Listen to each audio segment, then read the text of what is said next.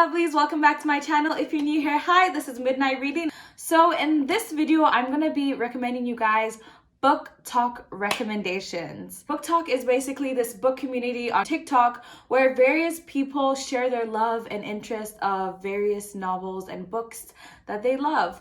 And I'm one of those people that I'm quite skeptical when it comes to mainstream things. Like I tend to not like hopping on the wagon because I usually think that, okay, maybe because it's viral and it's popular, I might not like it or might not be quality. So, and I have seen that happen a lot. I'll get recommended like a viral book and I'll go ahead and read it and I don't like it. So I'm quite skeptical when it comes to these things. But because book talk is something that is an amazing community and it's something that is growing in the numbers, I thought that I might go ahead and just go through that jungle of various book talk recommendations and choose solid recommendations that I think people would like, people that don't like mainstream things and people that do like mainstream things. I think this list consists of solid books by solid authors. These are solid storylines, good characters, good story building. I think you guys are going to love these books as much as I do. These books will leave you crying. These books will leave you screaming. They'll leave you laughing. Look! Creme de la creme, okay? And I believe that you guys are going to enjoy these books just as much as I did. So without further ado, let's hop into the video. The first book that I'll be recommending is a personal favorite. I was honestly quite shocked by how much I loved this book, and I think you guys will love it just as much as I did. So the first book that I'll be recommending is The Seven Husbands of Evelyn Hugo by Taylor Jenkins Reid. This was actually my first Taylor Jenkins Reid novel. I know she's quite popular, Malibu Rising and a few others. A lot of people just talk about how talented she is as an author. And I was like, let me go ahead and check her out, because I also had a close friend of mine that was reading the novel and was like, this novel is good. So I was like, okay, let me go ahead and check this novel out and see why there's so much hype around it. And guys, I was not disappointed. This was my first Taylor Jenkins Reid novel, and literally I felt like after this novel I want to read everything she creates. She's such a strong author. So basically, The Seven Husbands of Evelyn Hugo chronicles the life of Evelyn Hugo. She's an old Hollywood star, like back in like the days when there were like black and white pictures and sound came along. So basically that was of Evelyn Hugo's like world. I think one of Evelyn Hugo's inspirations were like Marilyn Monroe, Elizabeth Taylor, so like old Hollywood glamour. And basically The Seven Husbands of Evelyn Hugo chronicles Evelyn Hugo's life, her rise to fame, what she had to sacrifice in order to become famous, what she had to do to stay famous. It was just a nice book. I almost felt like I was reading about a real character, like a real woman that had to do all these things. It felt like an autobiography, honestly. I was so impressed. I laughed, I gasped, I screamed, I cried. Guys, the emotions that Taylor Jenkins Reid took me on, woo! This novel is a strong, solid recommendation. Okay, just to give more insight in what the book is about. The person that is telling Evelyn's story is this woman called Monique Grant. And Monique Grant is a reporter at this really popular like reporting agency, I think they're called Vivant. And Monique Grant basically was called up one day by her superior, and she said that Evelyn Hugo wants you to write her life story, wants you to do a piece in Vivant for her. And at first Monique was like, what, me? Like, Evelyn Hugo knows me. How does she know me? So the beginning is quite weird because it's like Monique Grant is obviously like, she's not a famous anything. So it's like, how does somebody as famous as Evelyn Hugo happen to know Monique Grant? And so there's this mystery also of like, why did Evelyn choose this woman to write her story? And that is going to be revealed later on in the book, and it will leave you shocked. Like, this book has some turns, some twists, and I was impressed, honestly. I was impressed. I could not put this book down until I finished it. Literally, I was reading this novel on my laptop, and I was just reading. I couldn't go to bed till I finished the novel. I had to finish, because when I wasn't reading the novel, all I could do was think about it. I was like, wow, Evelyn Hugo, So she did a lot to get to the top. And I mean, some people might not agree with what she did, but hey, she did what she had to do. So that's, in my opinion, respected in a way. This is such a strong novel, especially for fans of like old Hollywood glamour, old Hollywood styles, especially if you're a fan of that certain era. I feel like, and if you're a fan of that certain era in Hollywood in America, then, and you're a book reader, then what are you doing? Read The Seven Husbands of Evelyn Hugo, because that's like a perfect recommendation for you. If you're a fan of old Hollywood glamour, Seven Husbands of Evelyn Hugo is for you. It literally puts you in that world. Taylor Jenkins Reid does such a good job at giving such a vivid depiction and description of that lifestyle, and I feel like this is a solid book, solid characters that would stay with you, characters that stand alone, almost like they're real, like they can just walk out of the pages. So in my opinion, The Seven Husbands of Evelyn Hugo is definitely a book that you should add on your to read list. It's a solid TikTok recommendation, so I'm extremely happy for BookTok recommending this book to me, because I was impressed.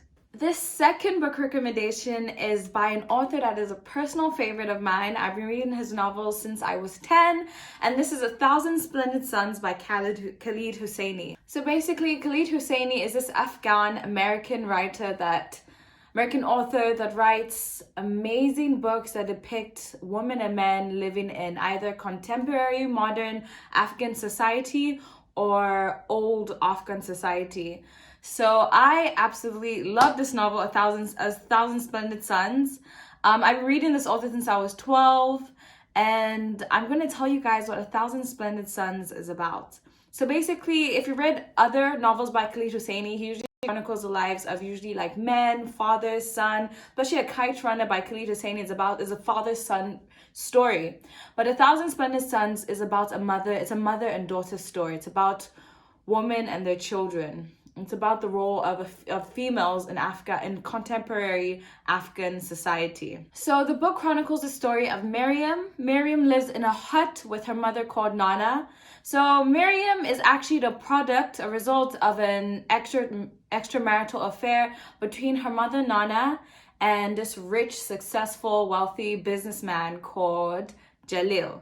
So Jalil comes to see Miriam once every single week. To be exact, I think it's Thursday every single week. He comes to visit his illegitimate daughter, Miriam, and he would either come with presents or just come with like stories.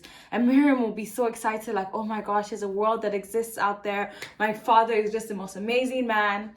But Nana isn't happy, Miriam's mother, because she knows that like his other children that live with him are doing much better. They're going to school, they're wearing the best clothes, they go out, they actually know their father on a personal level. And also his wives, he has 3 wives. So these women are being cared for, taken care of, and this doesn't make Nana happy because she knows that Jalil is capable of doing so much more and providing so much more for her child, Miriam, and her. So this leads to a lot of conflict between Jalil and his, I wouldn't really say concubine, because I don't really think that he doesn't have like an interest in her after she gave birth to his child. But this leads to a lot of conflict between Jalil and Miriam's mom. So there's just one decision that Miriam makes. Her dad comes once every single week to come and visit her. And the next time her dad comes, Jalil, he's like, Miriam, I'm going to take you to watch Pinocchio at my cinema, because her dad owns a cinema. And the day he was supposed to come and take Miriam out, he doesn't show up. And Miriam gets curious and she's like, why didn't he show up? And she gets kind of sad. And then Nana is kind of like mocking her, like, look, this is how your dad is.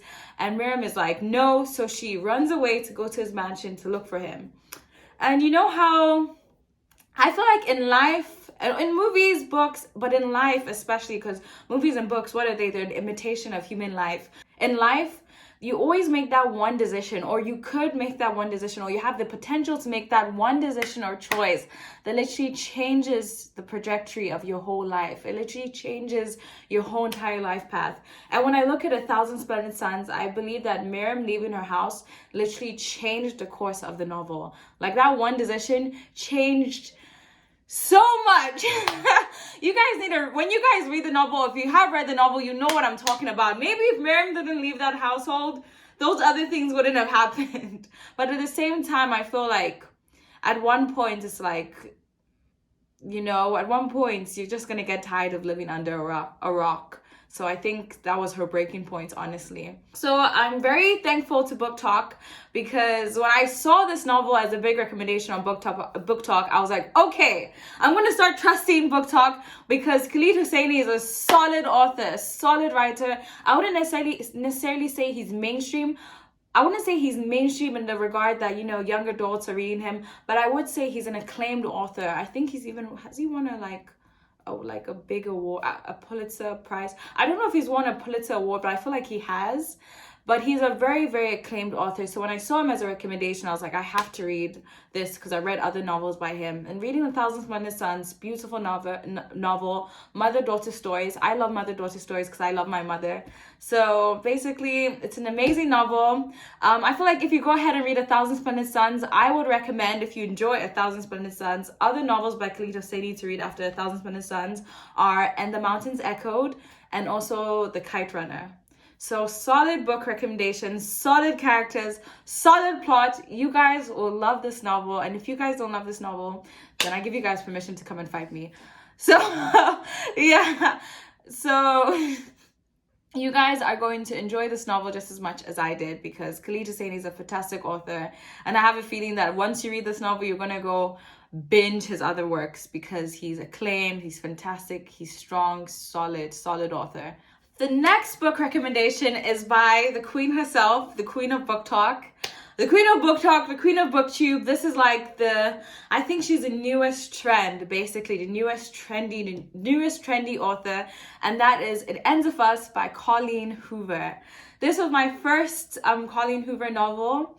And I feel like it's a good first novel by Colleen Hoover. It's not overwhelmingly amazing, but it kind of gives you a sense of who she is as an author and a writer. And also gives you a sense of the kind of, by reading It Ends With Us, I was like, okay, I know that I kind of have a feeling of what this author writes about, or who she is as a writer. So it's a really strong recommendation. So It Ends With Us basically chronicles the story of Lily. Lily lived in Maine all her life, graduated from college in Maine, but then after her college life, she decides to move to Boston to start a new life and open up this flower shop, basically selling like bouquets and all that. And one day she meets this handsome, gorgeous neurosurgeon called Ryle Kincaid, or Ryle Kincaid. I'll say Kincaid because that's how I was reading the novel. Ryle Kincaid. So she meets Ryle Kincaid, and he literally unravels so much within her, and they fall in love. And before that, previously, there's this guy called Atlas, and Atlas is basically Lily's first love. And Lily met Atlas when she was like in high school. And I don't want to destroy too much, but I don't want to give you the backstory of Atlas, because I think that's something that will be much more valuable if you guys go ahead and read it. I wouldn't like if somebody goes ahead and tells me his backstory, because waiting on that backstory just added more spice to the novel. So basically, Atlas is her childhood, like, first love, the first guy she ever loved. He shows up in her life all of a sudden, and literally everything gets flipped upside down. Like, everything is questioned when he comes back. Her relationship with Ryle's questioned, her relationship with Atlas is questioned, and childhood secrets come to the forefront. So in my opinion, It Ends With Us was a good novel. At first, while I was reading this, I was like, am I really getting the hype? But as you keep on reading it, it has a beautiful message at the end. I mean, It Ends With Us, like, it has more meaning. That title actually has meaning to it. So it has a beautiful message at the end. It's a cute story to give to, like, it's a cute story. I actually recommend a lot of women should read that novel, to be honest. Not that you will, like, learn anything, like, life-changing, but you might take something away with you, because it does talk about abusive relationships. She witnessed an abusive relationship growing up between her mother and father. And that heavily affects the way she navigates her dating life of men, and the way she navigates, like, the way she views relationships. So I think this is a great novel for young adults, especially young women, to read. I enjoyed it. I think Colleen Hoover is a good writer. I can't wait to read her other novels, honestly. I might do a reading vlog very soon of, like, me reading Colleen Hoover's other novels, because I'm very excited to know more about her as a writer. So It Ends With Us, first book I read of Colleen Hoover, but a solid book. And yeah, you won't regret reading this novel because it's a solid one. I think I gave it 4 out of 5 stars on Goodreads. That's not too bad. So, solid book recommendation by Colleen Hoover. Woo! Out of all the book recommendations on this list, the one that I feel like is the most mainstream or the most popular out of all of them is definitely The Song of Achilles by Madeline Miller. Like, I actually didn't know, when I first read this novel, I actually didn't know that it came out in 2011. I was like, it came out when I was like, I could have read that book like years ago. I didn't know this book was that, I thought it was quite a recent novel, like 2015, 2016. I didn't think it was 2011. So I was very surprised when I went on the Wikipedia and I was like, this novel came out in 2011? What? But yeah, The Song of Achilles by Madeline Miller. This is my first Madeline Miller novel. The second that I want to read so bad is Circe, because a lot of people that have read Madeline Miller's novels usually call Circe like their number one favorite.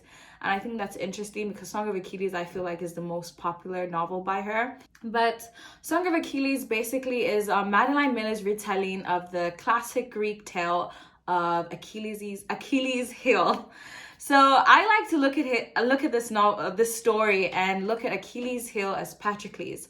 Patroclus is our main character, and Achilles' heel, as you guys don't know, Achilles' heel, that was his weakness. That was the only part in his body that could actually, he was immortal except for his heel. So once you stab his heel, he dies, or he's injured or scarred.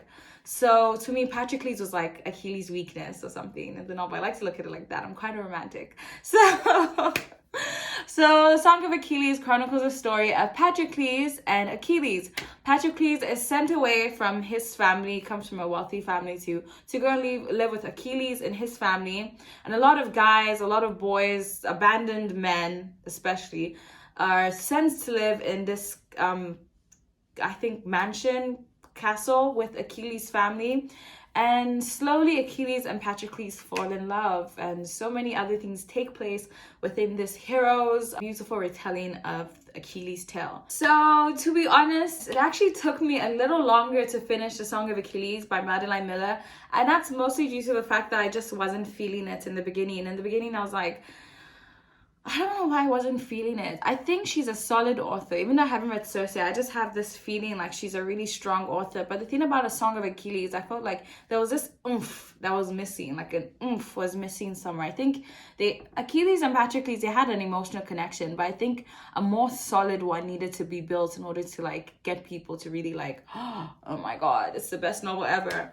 But yeah, it took me a while to finish this novel. And I think the strongest part of this novel is definitely the latter half. So when you're about to finish this novel, that's when you get a lot of stronger writing from Madeline Miller. A lot of it's very quotable, this novel. But I think my favorite part of the novel is when it's almost about to end. And I know that sounds mean, but like when it's about to end, I don't know, like the storytelling is so magnificent at the ending. And the beginning, obviously that's the build up, but I feel like even the build up should still be beautiful writing, solid, everything. But to me, what really in the beginning, it was slow for me. Didn't finish it. It took me like, it was actually a chore to pick up the book and read it, because I was like, a great book, but it's aggy. It's actually towards the end, I was like going through the pages like crazy. So by the end of the novel, it's quite sad. It's like this sad love song. It's like this sad love song, and there are a lot of beautiful quotes. What happens at the end with the relationship would either leave you crying, or if you didn't enjoy this novel, would leave you like, eh. But in my opinion, it left me crying. And I know a lot of people were really touched by The Song of Achilles. So I'm going to read one of my favorite quotes from the novel. I actually gave it a 4 out of 5 stars on Goodreads. My favorite quote of the novel is, "When I am dead, I charge you to mingle our ashes and bury us together." And that line, that last quote completely broke me. I like broke down. I started crying. So The Song of Achilles is a beautiful love story of two Greek mythological, one a hero, one a common male, one a hero, one a common man. But it's a beautiful story that I think you guys will enjoy. It's not a terrible book. I think at least This novel is a 3 out of 5 stars. So to me, out of all the books I've mentioned on this list, it's my least favorite among the novels I mentioned on this list, but it's still like a really solid novel, mainly due to Madeline Miller's ability to write beautifully, develop characters, develop a scenery. You can literally, as she's writing, you can literally envision. It's so easy for you to envision that environment, and that's impressive. A writer that can do that is a good writer. So great novel, solid recommendation. Put it on your TBR list because you won't regret it. The next novel I'm about to recommend is definitely my favorite novel on this list. And no, I'm not biased, but it's definitely my favorite novel on this list. This is a novel that I was told like since 2018 to read, and we're in 2022, and I read this novel in 2021 actually.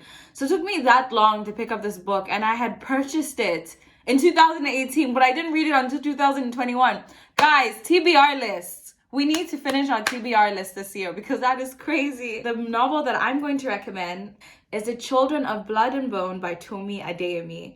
And this is my first ever Nigerian fantasy novel, and it will not be my last. And hopefully it's not going to be the last. Hopefully a lot of Nigerian, especially young Nigerian authors, are going to be encouraged, whether they're Nigerian American or British Nigerian, are encouraged to write more, because this novel blew me away. Literally blew my socks off. Like, I did not expect it to be that good. I did not expect it to be that good, I'll be honest with you. So this novel, if you're a fan of Harry Potter, this novel almost reminds me of Harry Potter Deathly Hallows part like Deathly Hallows. If you're somebody who's only watched the movies, I guess part one and part two. If you're somebody that read the novels, like me, not bragging, Harry Potter and the Deathly Hallows, this novel kind of reminds me of that, because, you know, they have to find the Horcruxes. Guys, I'm a Harry Potter fan, I swear, but it's been a while. Obviously, it's been years since I read the last book and the last movie. So if I said that wrong, bear with me. So basically, it's kind of reminded me of that, like where they have to find these items that complete the puzzle. Children of Blood and Bone tells the story of Zeli Adebola. Zeli Adebola is from the land of Orisha.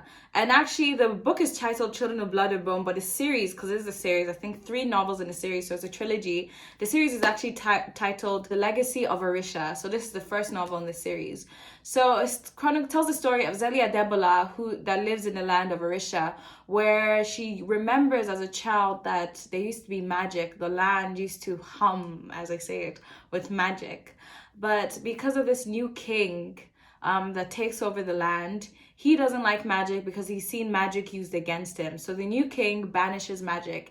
And Zeli witnesses firsthand her mother being dragged away as a child and demeaned because her mother used to have magic. So in the novel, they call people that have magic magi, either magi or magi, but I'm going to say magi. So they call people that have magic in the novel magi.